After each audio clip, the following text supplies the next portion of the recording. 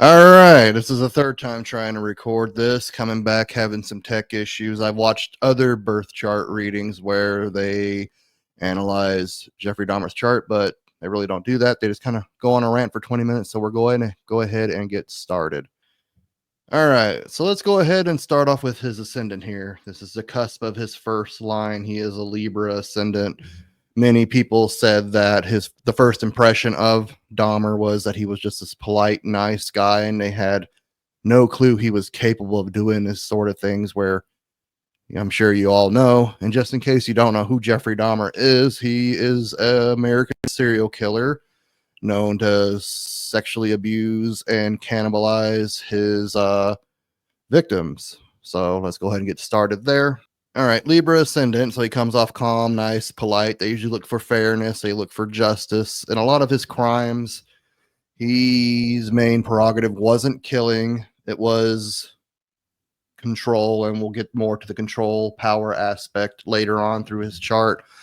But he didn't want to kill just for the sake of killing or for the sake of causing pain and suffering. He wanted somebody he can just totally dominate. And basically, he tried drilling holes in people's heads and pouring acid and boiling water and then to try to make them mindless zombies. So he didn't have to kill any more people. The people would just stay around. He tried making a strange shrine, which I'll get a little more later about, like a black table, and he had skeletons and skulls of his victims, and he was putting it there. And these strange delusional beliefs where he can make zombies is because of the Neptune in the first house, which is a part of his ascendant. It is in Scorpio, so that is the house of death. That is a house of psychology, taboo, sexuality, deep intimacy, and bonding. So he really had these fantasies because Neptune is about escaping reality through various substances like video games, TV, or in his case, alcohol. He was an alcoholic. He abused alcohol and he couldn't commit these crimes unless he was under the influence. But it's also about psychosis, delusion, daydreaming. So with this Neptune right here, right in his ascendant, he kind of came off as spacey, kind of in la la land all the time. He had there are multiple diagnoses of him. No one can come to a consensus, but schizoid personality disorder was a big one. I did do some interviews with people that did have schizoid personality disorder, so you can definitely check those out. But yeah, he had these strong sexual fantasies, Neptune in Scorpio.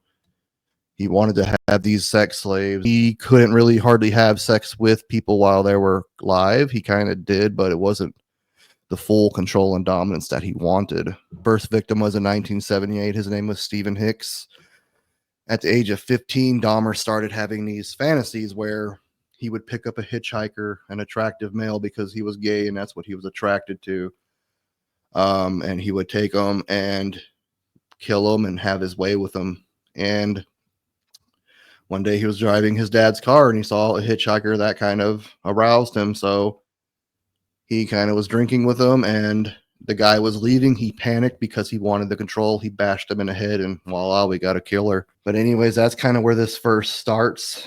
So it just starts with the fantasy. And as we see it, it'll just kind of be cyclical and just kind of this explosion, like this alchemical reaction. And all these things are going to line up. Let's go across the pond here and look at his descendant, which has an Aries moon, which also has an Aries in the sixth house. I'm sorry. The ruler of Aries, Mars, is in the sixth house. So what happened here? So the ascendant is about himself, his personality, the mask he wears. It is kind of the perception, first glance that people have of him, kind of like the aura, he resonates. And the descendant over here, which is conjunct his moon, dead smack on, and his Mars is not that far away. It's not quite a conjunction, but it's close enough, we'll call it, because it is interacting with it there, and it's in its own house. So it's going to be supercharged because Mars rules Aries. So he has, this is the descendant. It's about relationships, kind of like the people who's attracted to, the kind of the passion he likes to have. And with Mars here, there's going to be a lot of passion. But it's also going to be like an emotional fulfillment. So there's really hot-headed Aries with the cool, gentle, elegant moon. So These are kind of colliding and not always agreeing. So it's not really a bad placement per se, but it can be challenging. And it's making an opposition. Of course, the ascendant and descendant are opposing each other. So in case you don't know, that is a 180-degree aspect. And what that means basically is you have something that's external that is opposing you. So in this case, this is his personality and his own emotional desires, which are very strong and probably very violent because Mars is there in Aries. And people with Aries moon is hot-headed. So the person of himself, which he's probably struggling to find, he may not even know what it is because of this Neptune here. It kind of clouds and fogs things and obscures things. But the moon here is strong emotional attachment, intimacy, and it's kind of his own fantasies. He wants to control and force other people to do what he wants to do in these relationships because Mars is about doing things forcefully. And if we look here, there's a quincunx, which is a strange, funky minor aspect. It's 150 degrees going from Neptune to his Mars. So that is kind of like an exciting, kind of like a fire hose kind of waving all over the place and hard to control. But it's kind of something that you kind of need to master. But Jeffrey Dahmer died at 34. He was beaten ahead in prison by this inmate named Christ, who was delusional and thought God told him to kill Jeffrey Dahmer. And he beat his head in with a barbell, or a dumbbell, I should say. So he kind of had these visions and he wanted to forcefully imply it into the world. And while we're down here talking about control, let's look at this square here. A square is very similar to this opposition here. An opposition is 180 degrees while a square is 90 degrees. So it's half of what an opposition is. It's a quarter of a circle, while this is half of a circle. Anyways, opposition, like I said, is two things that are opposing each other that are kind of external, while the square is more of an internal friction that's within him. So the descendant about relationships is down here making a square to Saturn, which is like Mars over here, where it's in Aries, is in its home. It's in its rulership, basically. And it's on the fourth house cusp, which is the nadir. So we got a lot of interaction with these angles here. We got the ascendant, which is him. We got the descendant, which is outside relationships. And down here is the nadir, which is his own personal life, what happens to him behind closed doors. We looked into these two angles a little bit. Let's look down into the Capricorn nadir. So, like I said, the nadir is about his home life, his public life, what he's like behind closed doors. It could also be like what he is growing up. And he did have a turbulent upbringing. He had a very rough start when his mother was pregnant with him. She had a lot of mental health and substance abuse issues and medical issues, apparently, where she had seizures and she kind of tightened up. And this is from his father, Lionel Dahmer, and him and his mom. I can't remember his mom's name at the moment. They didn't get along. Lionel Dahmer, who seemed fairly narcissistic in himself, kind of made his wife look probably worse than she was, possibly, but she did sound pretty bad. While she was pregnant with Jeff Dahmer, she was taking like morphine and barbiturates and things like this. She had a lot of health issues where she kept seizing up and she tightened up a lot. So the doctor gave her the morphine and the barbiturates to kind of relax. So we don't know how this affected Dahmer in utero. His mom and dad fought a lot. His mom was very histrionic, like attention seeking, will do anything for attention. She had several overdoses while Jeff was a kid. And that was very traumatic. I'm sure. I know one where he had to call 911 himself and his little brother was in the house and his brother was too young to really do anything. And his dad was narcissistic, they say. He had a PhD in chemistry. So he was probably this Capricorn Saturn. He could even represent males. He could represent men. It represents father time. So when he was a little kid, he really wanted control. He couldn't control the situation he was in. His mom and dad constantly fought. There was a lot of domestic violence. His dad did get physical with his mom at times, as reported.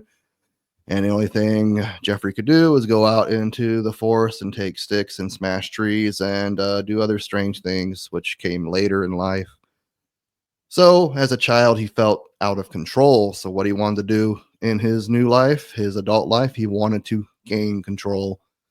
And Saturn and Capricorn, that is in his own little strange apartment where he did those strange experiments with cannibalism and sexual abuse on his murder victims, post and pre-death, I guess.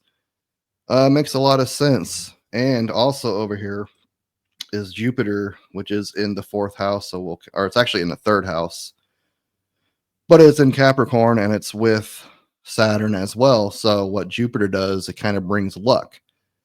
But with Capricorn, this is what you would call detriment. Like this is in its, I forgot what the ancient astrologers call it, but in Western astrology, we're trying to get away from the good and bad. This is kind of, everything's kind of neutral, but some things kind of work together a little bit more and some things don't. So Saturn's natural home is in Capricorn, while Jupiter's isn't. It's in Sagittarius next door.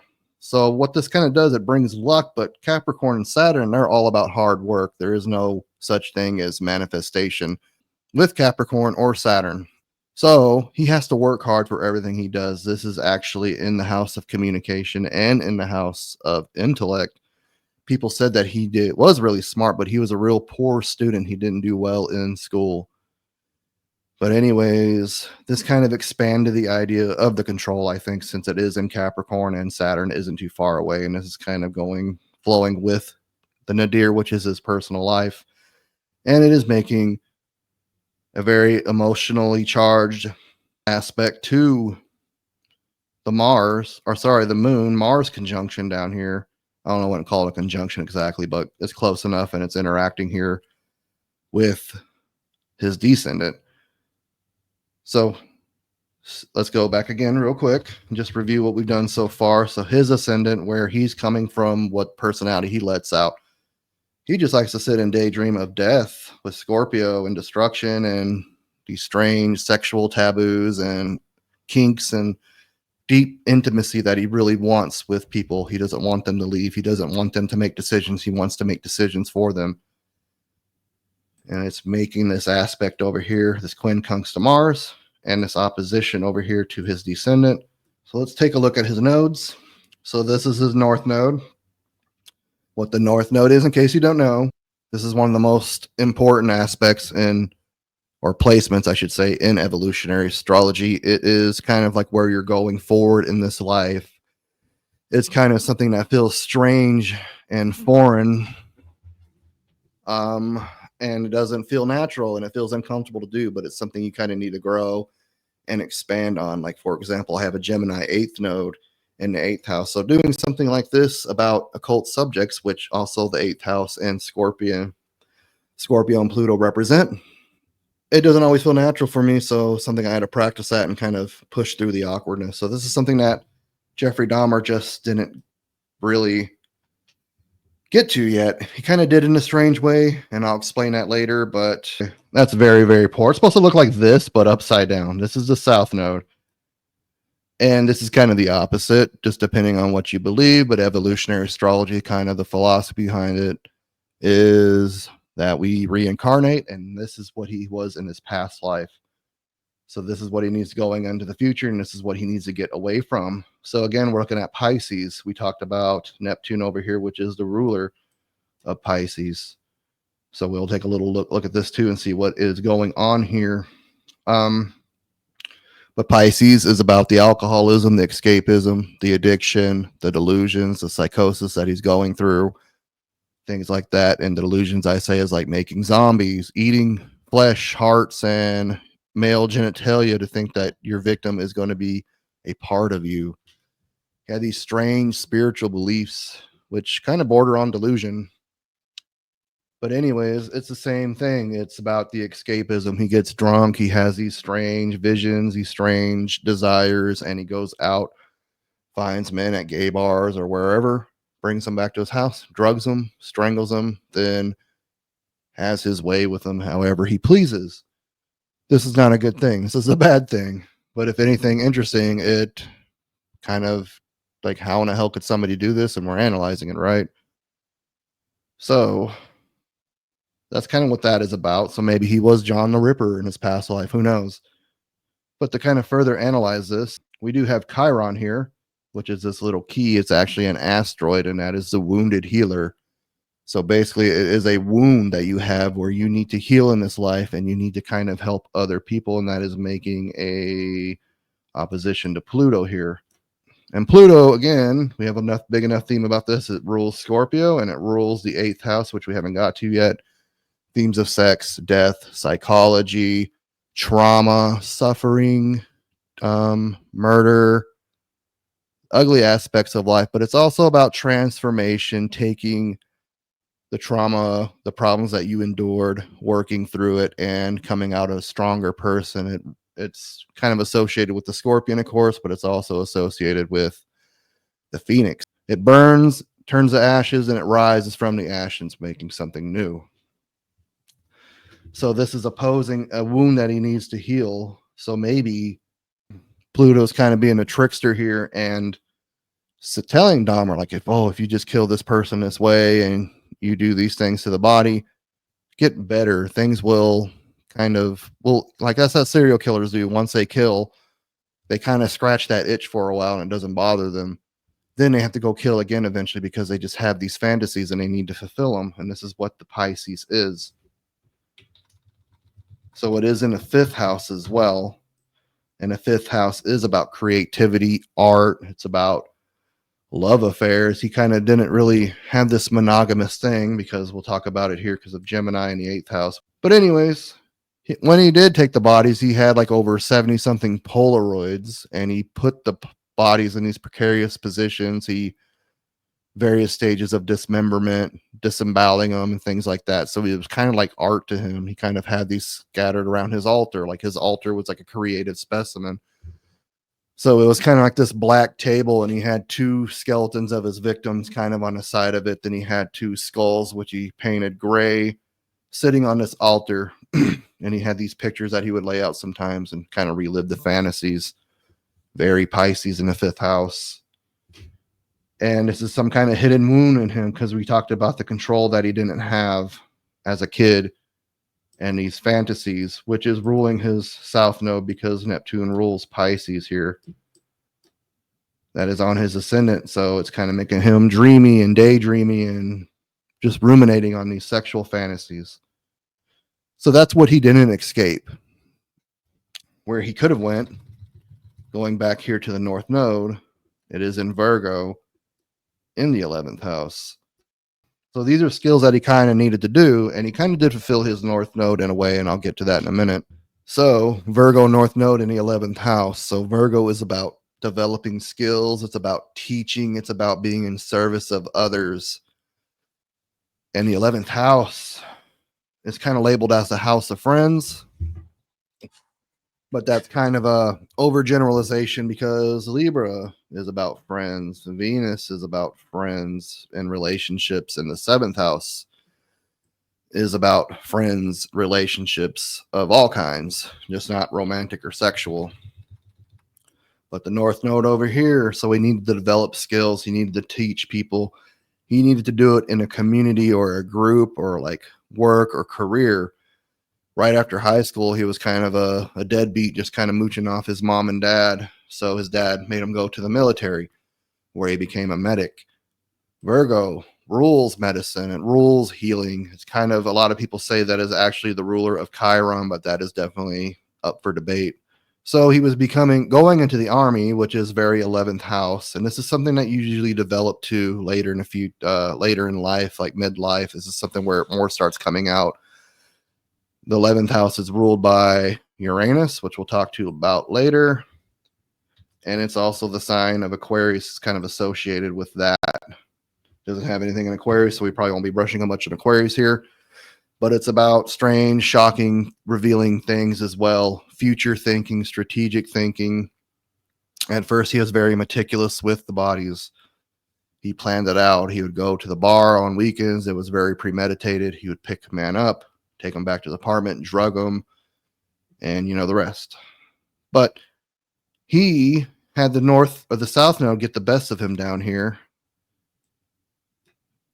because of his alcoholism and his strange behavior. That got him kicked out of the military. So he was kind of doing something that he needed to do. He was in the military, the army, 11th house, being a medical, being in service of others, learning skills. So he was kind of going towards something. After the army, I know at some point he got a job as phlebotomist, which is something that he hated. It probably felt awkward and strange to him. And the 11th, or Pluto is in the same house, the 11th house in Virgo. So maybe that kind of even made it more awkward. It kind of inverses things. It kind of hides things and obscures things, kind of like Neptune does, but more like this is just a pit of blackness.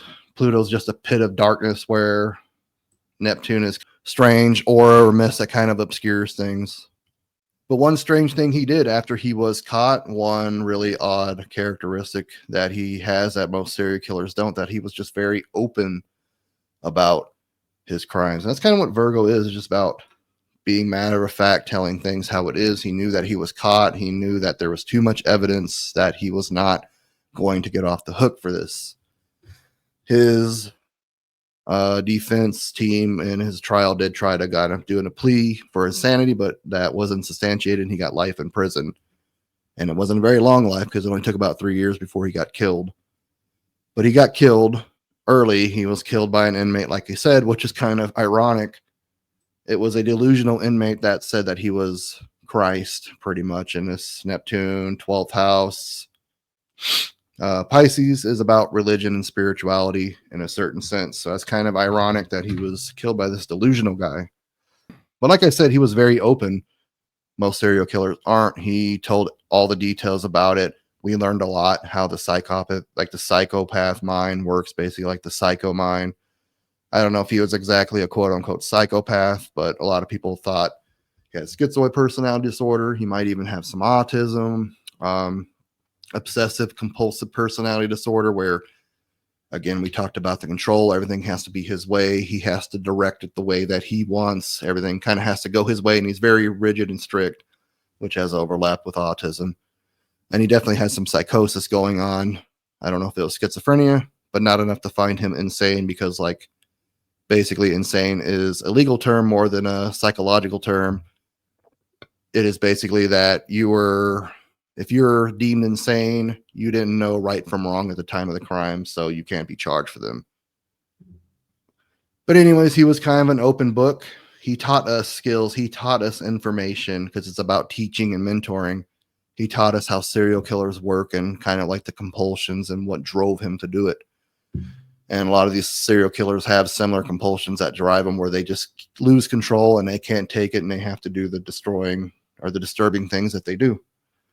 So he kind of did fulfill his North Node in an interesting way, before he died. So the ruler of this North Node is in Virgo. And what's the ruler of Virgo? Mercury. And that's over here in Gemini, which Mercury rules both Virgo and Gemini. So he has pretty strong Mercury, I would say, since it's in its own sign, because it's like this Mars that's down here in Aries, and this Saturn that's in Capricorn. It's kind of supercharged in its own little piece of the sky. But the 8th house, which is ruled by Pluto and ruled by Scorpio, well, it's associated with Scorpio, I should say, is about inversing energy. So this is about intellect, communication, things like that. And that was kind of obscured. Like, Jeffrey was a smart guy, as reported, but he did bad in school. He could have articulated in a way that school requires, because intelligence is a very complex thing, right? So the 8th house inverse is meaning that it kind of stunts things. It doesn't let things come out. So he has this big stellium going on here, which is the ruler of his North Node, like I said.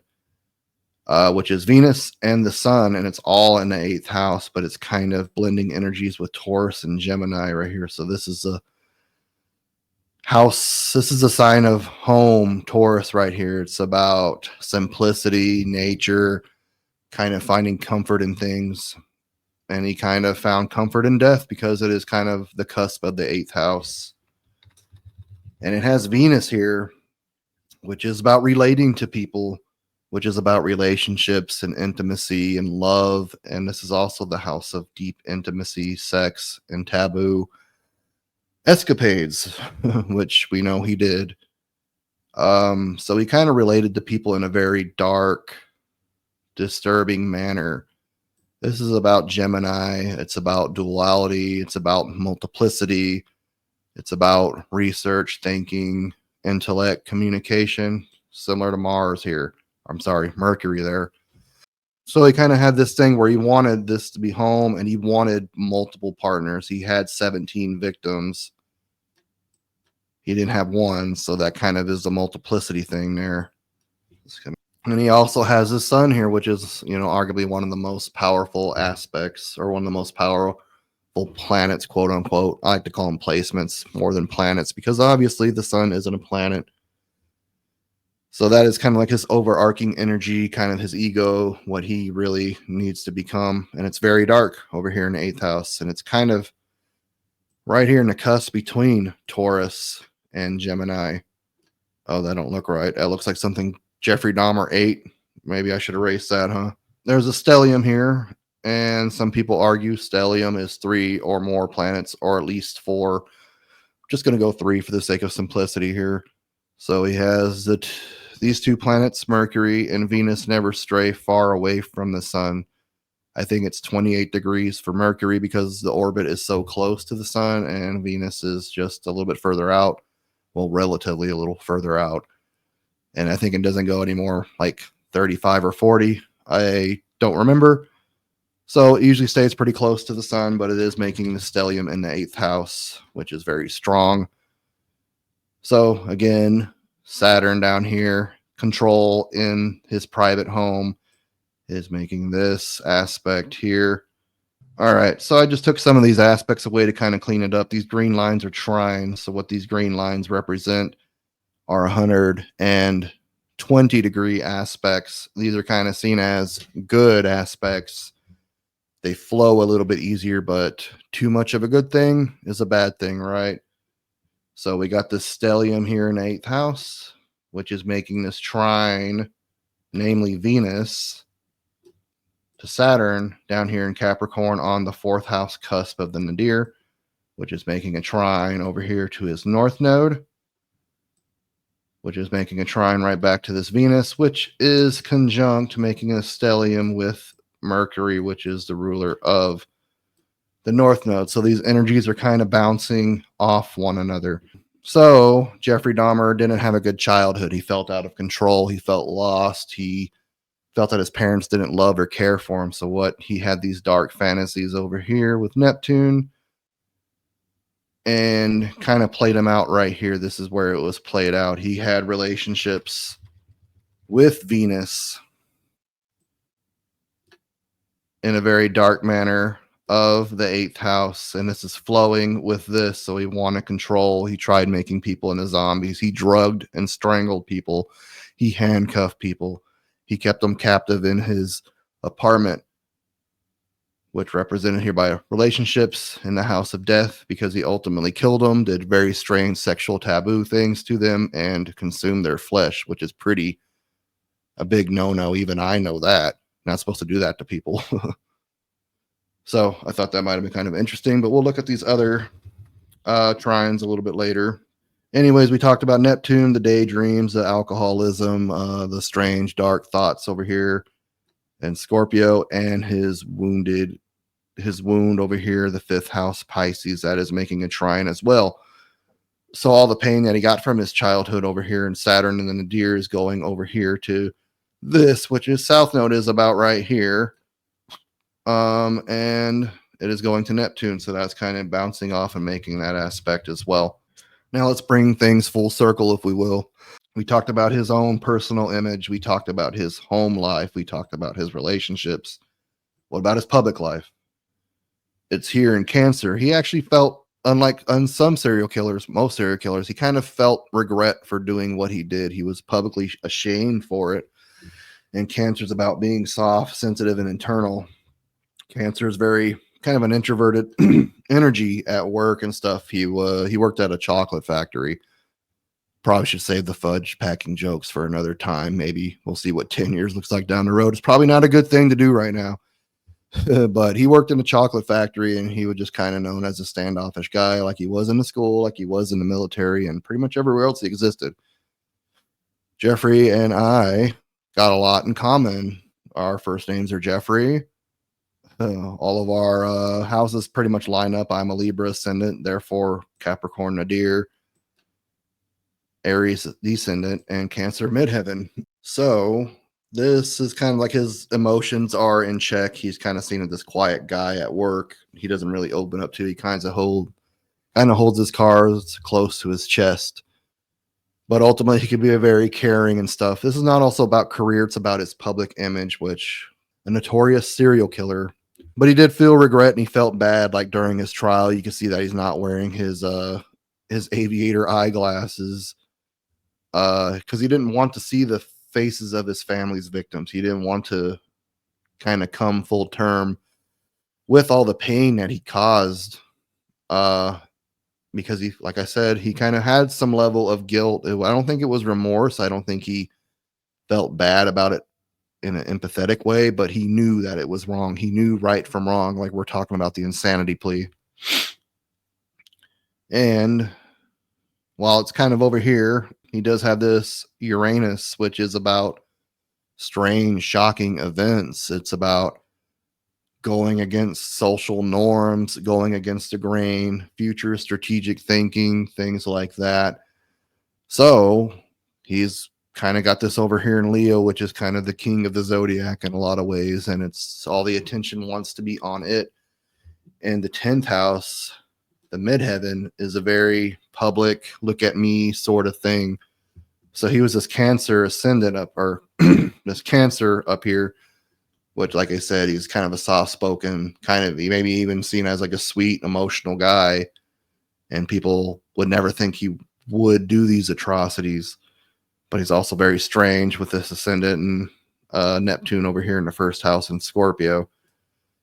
But Leo's also about creativity, so he kind of had this public image at the end of the thing, which is, I guess, is an interesting way to interpret this, because Cancer, like I said, very soft-spoken, introverted. Leo, very gregarious, extroverted, and outgoing and attention-seeking. So all these strange murders came to light with the shocking revelations when he was caught. I remember being a little kid. It was 1991, so I was 7 years old, maybe turning 7. So I was pretty young, and I remember watching on the news with my grandpa about, and it was real brief. And it's actually in the book that I read, The Shrine of Jeffrey Dahmer, which you should totally check out. It's not in print anymore, I don't think, so it can be kind of pricey, so get you a copy. Like I said, anyways, as a kid, I remember watching news with my grandpa, and there was guys loading a deep freezer into this truck, and they said that they found this man who killed multiple men. They didn't know how many at the point, and he cannibalized and was hiding body parts in that freezer. And that's where he did have some severed heads, and he actually got some organs stuck, and he couldn't get the organs out. So that was kind of my first image of Jeffrey Dahmer. And I remember just being really young, like, what the hell's going on? My grandpa's like, there's some sick people in the world, basically. So that was that strange, shocking thing. And speaking of strange and shocking, here's the quincunx going to Saturn down here in the Nadir, where it's all private home life, where he wanted the control and power over his victims. Over here, which is making the trine from the moon on the descendant to the Leo Uranus in the 10th house. So it all kind of comes full circle. The cat got out of the bag, basically, and now Jeffrey Dahmer, instead of this strange, quiet guy who mixes chocolate overnight, is this crazy serial killer who did these strange things. And look at this. It's also making a sextile, which is a 60-degree aspect to his ascendant, which, of course, is tied to this Neptune. So these strange thoughts. It's like everything at the end kind of made public, like the sextile, which is like kind of like the trine, kind of like the green line, by the way, which is making a 120-degree aspect to his Aries moon. And this 150-degree angle quincunx to his Saturn and his Nadir. So all the angles are kind of pointing up here to his public image in Leo in the 10th house. Let's also take a look at this Pluto. We kind of skimmed over it, I feel. Pluto, for those that don't know, stays in a planet very, very long amounts of times. Or sorry, it stays in signs for very long amounts of times because it's really, really far away from the sun. It's in the Kuiper belt. They demoted it to a dwarf planet, but Pluto is more of a generational planet. Probably my favorite planet to study, really, because it is really prevalent in my chart, and it's prevalent in Jeffrey Dahmer's chart as well, surprisingly, because it is about death and destruction and all that stuff. And it is making squares, these red lines that are now blue because I traced over them to his Mercury, which is the ruler of his north node here, and to his sun, which is in the 8th house, which planet resides over, or which Pluto resides over. So again, everything's just kind of coming full circle because the 11th house and the 10th house down here are very public. And it's also making a trine, 120-degree aspect to Jupiter down here in Capricorn, which we talked about a little bit, and expands it. So this was kind of making this harmonious, if you will, aspect to Pluto over here in Virgo in the 11th and 10th house, kind of giving him an audience of all this stuff that kind of blew up in his face over here. The last thing I do want to go over, as you can see, get this Yod, which is yellow lines, if you remember, is a 150-degree aspect of the quincunx, and this purple line is a 60-degree sextile. So we got Mercury sextiling Mars, and this Mercury over here is conjunct the stellium of the sun and Venus in the 8th house, and is going to Mars, which is near his moon. So this is kind of like an exciting, again, quote unquote, harmonious aspect, which can blow up in your face because it's like a firecracker in your hand going off. So this stellium is interacting with this Mars, making a very forceful agreement, basically, okay, so the sextile between Mercury and Mars and the stellium. So we're talking about the relationships that he forcefully had because it's on his descendant against his overarching ego and his need to communicate with the dead, to communicate with these bodies. He didn't really communicate with live people. He communicated kind of spiritually in this weird, strange way, in a delusional way, to the victims. So he wanted to keep dead zombies in his house that were sex slaves, basically, and subservient to him. Anyways, and this is making this 150-degree aspect over here to Neptune, which is these dark fantasies he has on these ascendants. So he's kind of, so this formation is called a Yod. That is Hebrew for the finger of God. So it's basically like Jehovah flipping you the bird, basically. So you use these two energies that are interacting here, and it kind of makes a focal point here in Neptune. So all this anger with relationships, this frustration that he had, where he couldn't form relationships, so he had to kill people in order to have a relationship, and his fantasy was fulfilled. By the time this comes out, you can go to my website, www.astrologynichols.com, and you can book yourself a birth chart reading yourself. I am a broke student, basically. I am going through Stephen Forrest's Forrest Center of Evolutionary Astrology, which is basically the astrology I showed you here. If you do want to get your chart analyzed, I am giving at a very reasonable price right now, probably about $30, but this is a limited time, and this video is being done on 12/28/2024, which I probably won't release till after the new year. So if you do want your chart read, go over there and and pay for it, and I'll gladly read your chart, and I think you'll be satisfied. I also still do typology readings. If you do want me to type you, those are $30 going to be as well while I get established. Thank you for watching. Like, share, subscribe. Have a good day.